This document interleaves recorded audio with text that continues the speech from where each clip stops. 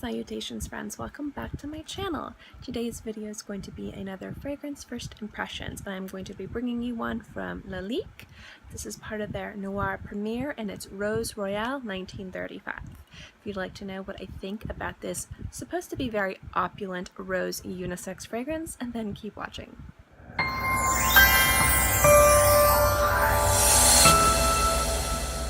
As you all know, I'm always on the hunt for a really good rose fragrances. It's one of my favorite things, and I love a variety of different rose fragrances. I like soapy roses, I like jammy roses. My favorite's peppery roses. I really like woody roses, and I really like unisex rose fragrances because I feel like they're always taken a little bit differently, and there's more of a spin on them than feminine rose fragrances.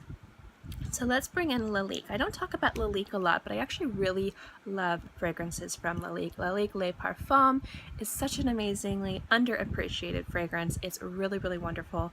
And I actually got this sample when I did a skincare purchase at Neiman Marcus. It was part of their beauty event. And I immediately was like, oh, because I don't hear a lot about Lalique. So I was really interested in this. Now, this fragrance was released in 2014, and I'm going to read you the little insert in here, and then I'll get into the notes, and then I will get into the perfume. Okay, so the Rose Royale enhances the fruity facets of a sumptuous rose absolute by underlying them with peach and osmanthus. So the notes in this are peach, apricot, osmanthus, rose absolute, cashmere woods, and musk.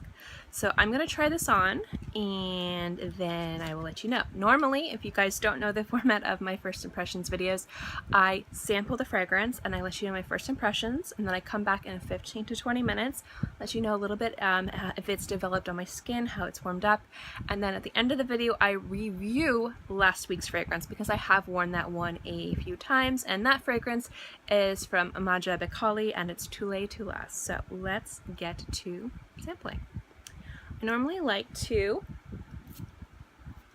mist once or twice depending on how much comes out, but a lot's coming out of this as I'm missing my wrist because I am blind.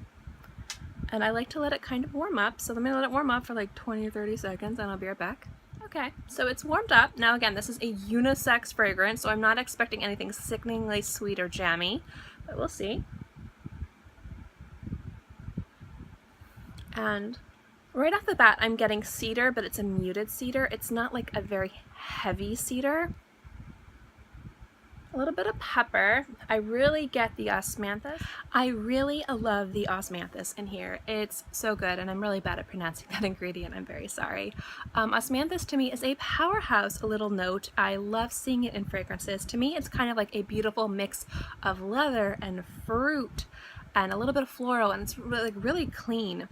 So this has been on my skin for about 2 minutes. How it's developing on my skin, because that's what this video is about. I get a little bit of like butteriness, and I think that's from the apricot mixing with the osmanthus. But most of what I get in here is rose and cedar and musk, and then the osmanthus and the fruitness in this are kind of really like giving it a sweetness to it, but it's not a crazy sweetness like candy. I can definitely see where this is a unisex fragrance, which is really exciting, because when I saw the rose, I saw the fruit, I was like, ah. But it's a really nice juxtaposition of all of the notes. You're definitely getting the rose in there, but the rose isn't so prominent. That's the only thing that you get. Sometimes rose can be a little bit overpowering.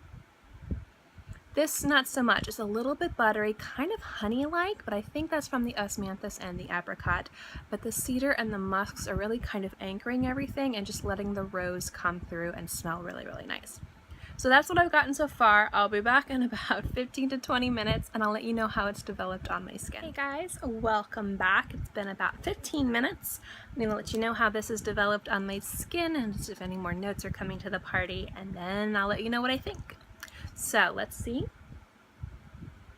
I'm still getting the mix of kind of like the sweetness, almost like the buttery honeyness of the apricot with the osmanthus. But again, like with the osmanthus, I love the fact that it's kind of like floral and leather and a little bit fruity. It's a really interesting note to have in fragrances, and I think it's always done really well, and I love seeing it. I'm getting a lot more of the cedar and the rose after about 15 minutes. It's sitting very comfortably and nicely on my skin. I will say one thing about this fragrance, I don't think it has that much projection. I was expecting a little bit more projection from this when I was reading the ingredients.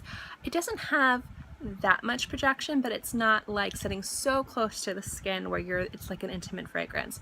So I'm going to say that. I don't know anything about longevity because I've only been wearing it for 15 minutes, but I did kind of wanted to let you guys know what I think of the sillage so far. So I can kind of smell it like from here. But I don't know if I'll be able to smell it too far. So far it seems like if you wanted to wear something like this to the office or to class, it might be appropriate, but again, I want to wear it more before I give you my final thoughts.